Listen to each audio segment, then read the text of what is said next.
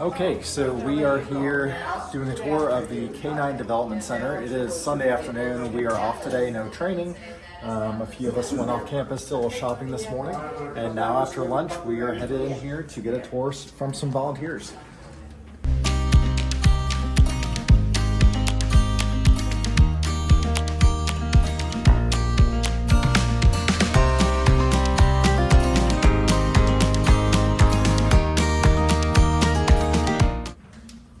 So we just came in through the main lobby area, and now we are going to be headed towards Puppy Land.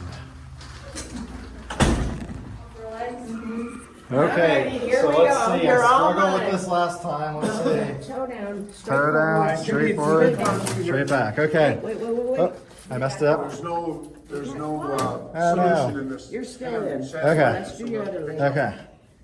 Toe down. Toe down, Straight straight forward, and then straight back. You're good. I like your shoes, really. Thank you. I call them my disciple shoes. Doesn't it look like the disciples in the Bible would wear these? Pull it, man. I know. I pulled Like it. this one's like, There's about 8 seats for puppies in here. I did that. Yeah. They, Big foot. see, it's like, gotta be good by now. Yeah. yeah, I know. Yeah. How often do we do that? There you go. It's not. Okay, so we are coming into Puppy Land now. I think I had gotten this in my last video a few months ago. There you go. For those that need help identifying, there you go. Okay, so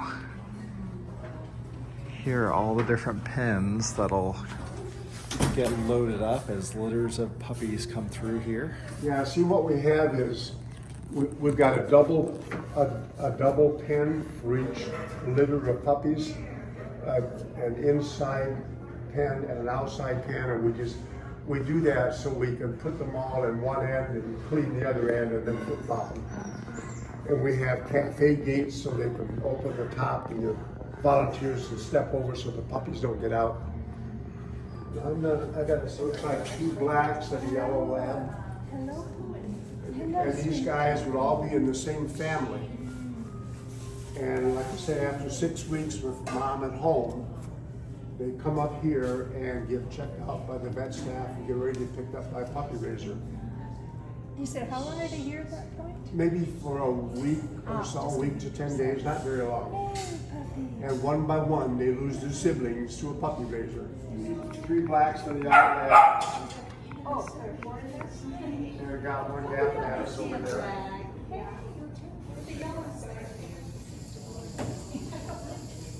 Here's something you see up close to the door here that opens up on a nice day that you go outside and play in a fenced in play area.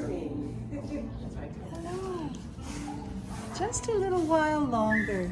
Just a while longer. And we'll have a I'm not going to reach over and touch it, but we have a unit that folds out so they each have a 2x2 feeding area. So we can put a puppy in there with his food bowl, and he's private. Nobody else can knock him away and eat his food. Because we measure their food very carefully and make sure their weight is accurate. Those are the blankets we made at camp, not that one, but the one over here. Oh. That was real fluffy, it must be a cross. Now this one must be a lab golden mix, isn't it? Yeah. Yeah. Oh, so they both are. Obviously both lab golden mixes then because they're the same level. Yeah, just my fingers, I'm listening to like audiobooks or whatever. Hey. I don't know how to do that. Hey, pobrecito. So they're not here very long. Okay, I get my home. Years ago, we put $15 million into remodeling this building. It used to be called the kennels, and now we put all this money into this, we have to upgrade our language. Now it's the Canine Development Center. And we added things like you could feel the air conditioning. We didn't have that before. And we had fans that blew and it was hot and musty. We had concrete floors before and they absorb moisture. Now we have a composition floor that repels the moisture because we do a lot of mopping to keep things sanitary. We have a super duper air circulation system, which helps keep the air moving so it never smells like a kennel. And just incredible upgrades. And this whole area has expanded double the size that it was before, so we can handle more puppies. You did this when? 5 years ago. Before COVID. Yeah, just before COVID. And we got it up and running good, and then we had to shut down. But we're getting back up slowly but surely. It takes time to get there. But we have 8 different pods, so we can have 8 different litters at a time. Usually we have about 20 to 30 puppies in here at a time. And now, like you said, we have 11 to check on the board. And they're not here very long, so we got to take care of them and get the puppy raisers coming in to pick them up. Every puppy suite or puppy land, they all have a toilet or two, so they can flush the poopies down.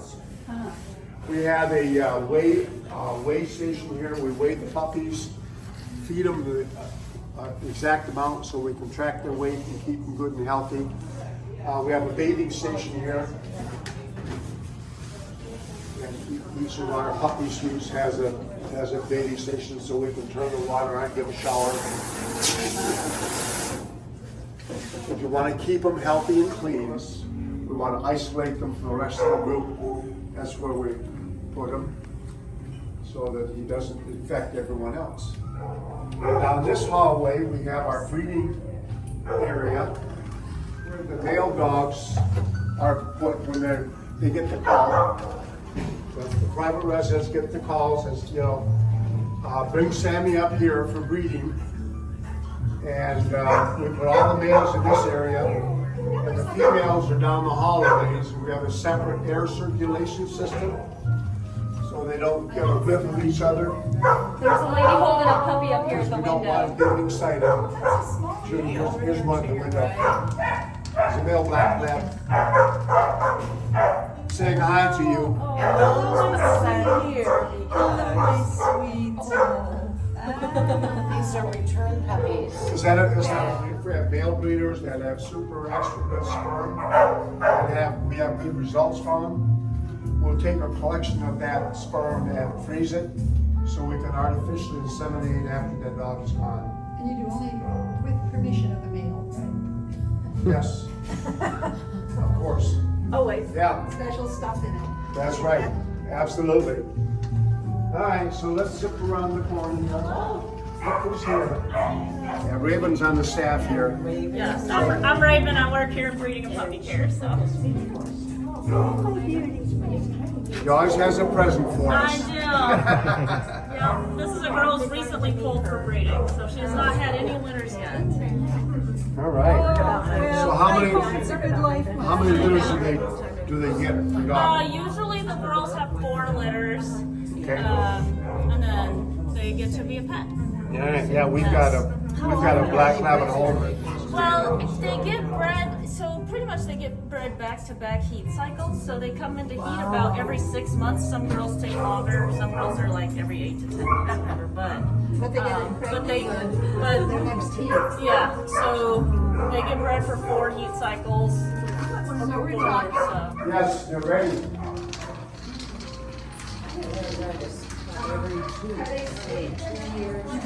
I used to get it in October. Make sure that we have information on every dog's mom and dad, and their mom and dad, and their mom and dad's mom and dad, so we know the genealogy well. And if the dogs don't produce a good, successful litter, she said 4. Yeah, it's just 3 to 4. Yeah. It's just really important. I mean, I think that we all know that. We separate obviously males, these are all males in this village, and females are in another village, and obviously we keep them separated because they haven't been spayed or neutered yet. So the first thing we do is go through and pick out which one's going to be breeding stock, and we pull them out and find a family for them to go to, and the rest of them then are spayed or neutered at our surgical center here. What happened to Drake? Drake turned upside down, probably because he needs a bath or a shower. right? We keep track of all that kind of stuff. Yeah, the dogs are named by the puppy raiser. Rambo got a code here. There's a MYL, yellow lab. Utah is a MB, male black lab / golden. It's kind of a code. But the puppy raiser gets to choose the name. So, yes ma'am. We worked with a number of clients that said, I don't like my dog's name. So we went to the vet, Dr. Smith, and we told him that we had heard that maybe once every 50, 60 clients. And he says, Doug doesn't care what his name is, they can change it. So we had, our black lab's name was Miss Franny. And this dog is a tame, just a big, you'd think it was a boy dog actually if you just looked at it. So we let our grandchildren name him, and they named him Charcoal. I said we raised $15 million donations. We took no government money and donated $15 million in donations for the renovation. And we listed names of all the people or the Lions Club's groups that donated the money that paid for the building of this village. That small number of names account for $15 million? Well, no, we've got a bunch of names, we got a bunch of renovations. Wherever there's the money that these people donated, got to build just this village. Yeah. No, yeah. Like the veterinary office has a name on it for people donated the money to improve that. So it's just it's neat to provide the recognition of those people.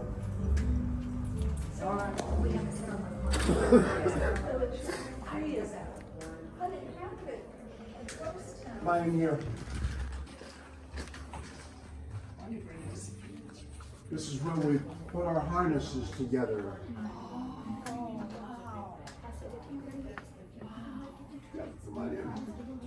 Got some old-time leathersmiths.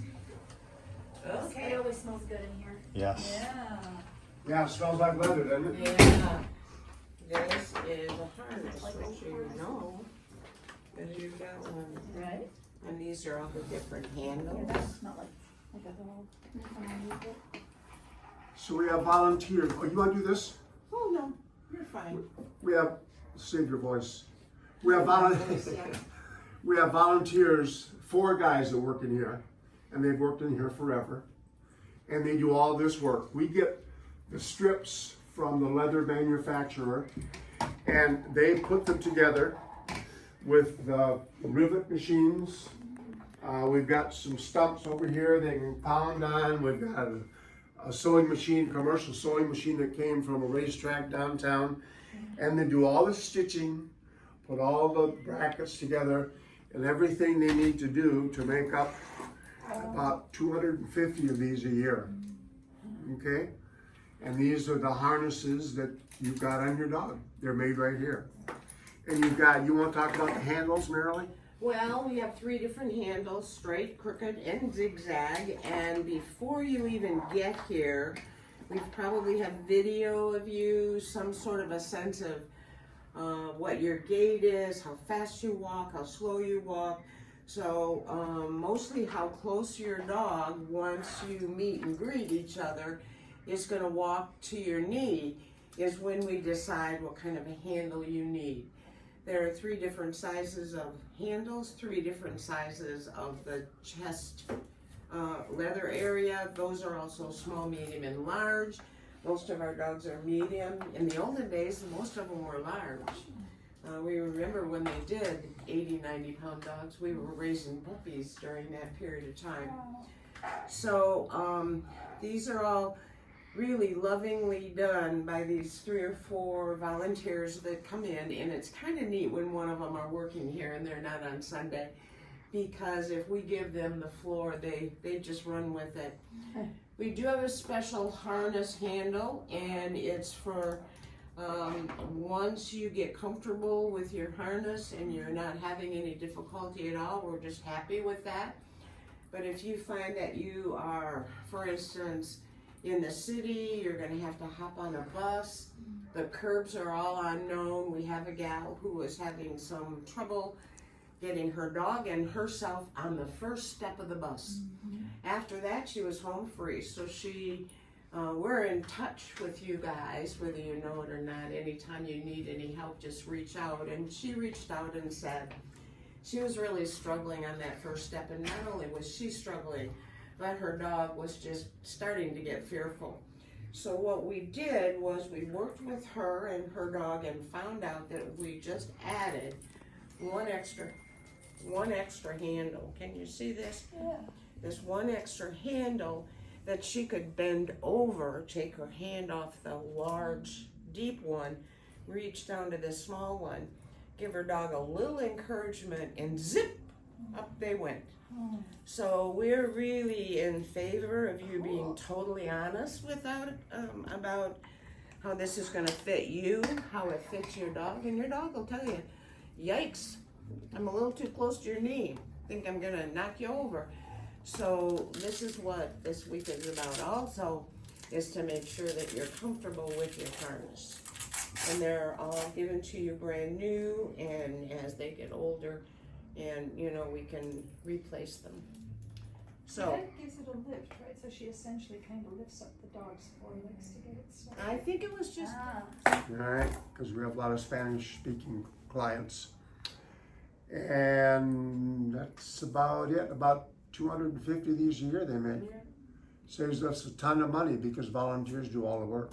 yeah, well, and there was a time when we worked with a leather company and they gave us great big slabs of leather. It was wonderful. They didn't give them to us. They charged us mightily. And so we did a little bit of research and we found that we could get a company that believed in Leader Dog, would give us a break, and they would pre-cut everything. So there's absolutely no waste at all. We used to have enough waste that we could do little Leader Dog Like these keychains. yeah, little Leader Dog chains.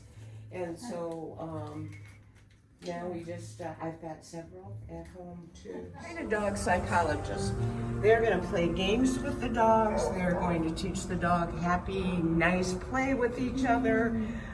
There are little type slides and swings and all kinds of things in these areas. Enrichment activities, pretty much nicer than your kids got in preschool. So, and we have people that are trained that know how to, these dogs are a little aggressive, it looks like, and they're watching them carefully to see that they play nicely. They have leashes on so that they can separate them. Aggressive probably was a bad word, but they're feisty. And we want that gone before they go home with you. The other dogs will be spayed or neutered. And right now they're in the waiting process. That's why we got the males and females separated in different villages. And so it takes a week to 10 days for them to get down through that, get all checked out, get the shots, get their surgery, and make sure they're ready to go. And then we assign them to a training team. And up around the corner are the dogs that are assigned to the training team. Any questions about it? We tripled the size of our vet office. Used to be, we'd have to take our dogs after they had surgery, we'd lay them in a cart and roll them down the hallway. And we had some middle school kids who on a tour were doing once, and they said, "Yes, look at that." The guys did. The gals said, "Yuck." All the moms. Yeah, they had to we had to move them down the hallway because we had no room in our clinic for them. So now we have room in there for recovery puppy raising families here in Michigan, and I think there's 10 or 12 other states that have puppy raisers. And the puppy raiser comes and picks up the puppy from puppy land when they're about 6 or 7 weeks old. And the first thing they do is name the dog. And the second thing they do when they get them home is potty training, so they know where to go when. And Marilee loves to tell the potty training story, because we did 8 of these. How do we do it? Well, you get the tiniest little kennel you can, and you put it on your end table right next to your pillow on the bed. And the minute you hear that little puppy moving around, you pop the door open, you grab the puppy, run outside, put the puppy in the grass, and you repeat, park, park, park, because that's what we want them to relieve themselves from the work.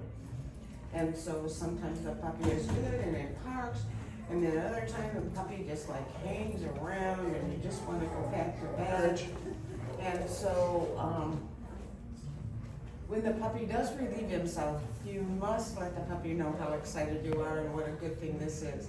So there's yipping and yaying and cartwheels and hand clapping and just everything you can imagine. The puppy's got a big smile on his face. You can pick him back up and put him back in the kennel, and 20 minutes later you do the same thing all through the night. So then in the morning, of course, there's constant walking with the puppy. So right after breakfast, leash up that puppy and down the street you go. And we live in a lovely neighborhood, and all of our neighbors are friends of ours. And pretty soon a window would open. I heard your puppy peed at 2:45, yay! And then another couple of houses and the door would open.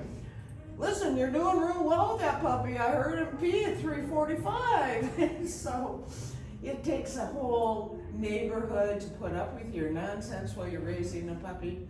And during the day, it's just best if every 20 minutes you scoop the puppy up, unless it's sleeping. Never wake a sleeping puppy. You just scoop it up and take it out in the backyard. Now, our third puppy, I was bound and determined not to have a piddle in the house, no matter if I didn't sleep for a week. And I did. I didn't sleep for a week, and I didn't have a potty in the house. So, and then after that, the puppy would learn to go right to the back door. Obviously, that's one of the important things puppy raisers need to do, is to stretch out that time when they go and when they, to learn to go on command eventually. And to the point where you have, hold it until you tell them to go. So one of the ways we do that is we have the puppy raiser, the puppies wear a bandana, a blue bandana or a blue coat. And that tells them they're working when they have the blue coat or the bandana on. It's like the harness. And when they're working, they've got a certain set of rules they have to follow. And they have to follow that course, those rules, whenever that working uniform is on. And believe it or not, it doesn't take them long to know that when that coat is off, they can play and be a puppy, and they don't have to be quite so strict with the rules. And even when it's time to park them, we take their bandana off or their coat off and tell them, okay, it's time to park. So obviously that's a very big thing they have to learn. But puppy raisers take the dogs like everywhere they go, to the grocery store, to the restaurant, to church, to the bank, on vacations. We took 2 puppies to Bar Harbor, Maine, and 2 to Key West, Florida. Wherever you travel, they have to go with you. Because again, that's part of socializing the dog. So they're used to being in one for kind of environment they might run into when they get up here. What'd you find there, Shayla? So, A kennel cat. before the renovation, Hello, kennel cat. came back to us, they were put in a kennel that was about 3 feet wide and about 5 feet long and about 3 feet tall, all concrete block wall with a screen top and a screen door in the front that overlooked the concrete block wall. It was very isolating for the dogs. So now we have upgraded, obviously. Now they live in villages. They live in suites inside a village. And so we're going to go in a village and show you what a suite looks like and how much room they have. Now there are toys and stuff on the floor. You want to Phil, you want to kick those out of the way? So this is the size of their And please suite go they in. live You can't get a real good feel Yeah, come in unless and you see go how in. roomy it is. Don't shut And you watch your head because it Yeah. is low. Do you remember? Yep. He knows because I locked him in last night. Not going to be a breeder, Jeff. I don't even like that kind of talk. You got to stop that. See how much room they have, and they can look Yeah, out and stretch see their out, dogs. reach out, Isn't that and- cool? And they have a You can mat have on the dance floor, in here. and we often will open the doors, let them out and play with each other. And we don't want to tip a water bowl over, so we have a little liquor tube here. So every time you get thirsty, they can get some liquor. They can lick It's not liquor. the water tube. And it's not beer. and get a drink of water. And you know how we teach them to drink out of that? Put peanut butter on it. Peanut butter. There we you go. remember. I do remember. One time with peanut butter, and they'd smell that and love that, and they say, oh, that's how I get a drink. Yeah. So we don't have to deal with water messes on the floor. So they bring the dogs in here Okay, so and do also some all climbing or throughout the some building, playing. they have these skylights to let natural light down into skylights. the different villages and puppy land and all Feel the air that. conditioning. We can pipe music into here, we usually do. In the back, we've got a double room where they can go back and we take 3 or 4 dogs at a time. Open up the screen door, screened in garage door so they get some fresh air when they're playing. And sometimes we just have to come out and roam around and play with each other. But it's interesting, we've got them trained, they don't go back into their suite until they're told to. So when whoever's supervising wants them to go back, they tell them to go back to their suite, and they'll go to the door and sit and wait. By the time they get to the 4th month, we have something called intelligent disobedience. The dog has to know when it's okay to disobey the owner. We have a story about this young gal out east that was totally blind. She's got a dog with her. She's on a high-rise office building. She comes up to the elevator, pushes the button, and she hears ding, ding, ding, ding, ding. The door opens, but the dog is, or the door opened, so she says, forward, and the dog didn't budge. Forward, dog didn't budge. Somebody comes up behind her, stop, stop, stop, stop, stop. The door opened, but the car wasn't there. So the dog knew intelligent disobedience. It's like when you're on the curb and you don't hear a car coming. So you say forward, the dog doesn't. Forward, dog sees the electric car coming down the street, it makes no noise. So the dog has to know when it's okay to disobey you. We've had a dinner. The dogs have to recognize this is a low-hanging branch. It's going to hit you if they don't walk you around it. Yeah. So we start with real short ones, and then we come up to the tall ones there. Right in the dog's eyes, we start, and then as it gets, by the time we end, it's at the top of your head. So that teaches the dog to start looking around rather than just straight forward. So we don't waste any time training. They can't even walk out of this building without being trained. So, yeah, pull that close and go. We don't need to go much further. This gives you an idea. Village 13. Well, I didn't mention it. We have 14 villages and 16 suites in a village. So we can house about 200 dogs in this building. Usually there's about 150 to 200. But these guys are all assigned to the same training team. And they'll take half out in the morning and half in the afternoon. And the team is someone that groups up. Because they know when you go home, you're going to buy their food. So, yeah, Right? it pays Karina to do that. They provide service all around the world. And that's what's good about breeding. And I think they have like a delicate tummy and Oh, yeah, sweet yeah. potato and Yeah. salmon. 38. How about Yeah. Rich? We've always got room for you. Okay, so that's about it, unless you've got other questions. Okay, so that is your tour of the Canine Development Center here at Leader Dogs. Always love going in and seeing that facility. It is so beautiful. Here is a shot from the outside, the backside of the Canine Development Center. I'll be going back there later in the week to go visit the gift shop once it's open, get some more awesome clothing like this great shirt that I'm wearing right now, one of my favorites. But yeah, the facility is just so impressive.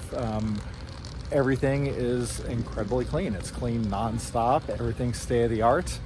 The staff, just like everyone here at Leader Dogs, is so friendly, and yeah, just a top-notch organization in every aspect of it. So hope you enjoyed that tour. All right, back to our nice, relaxing Sunday.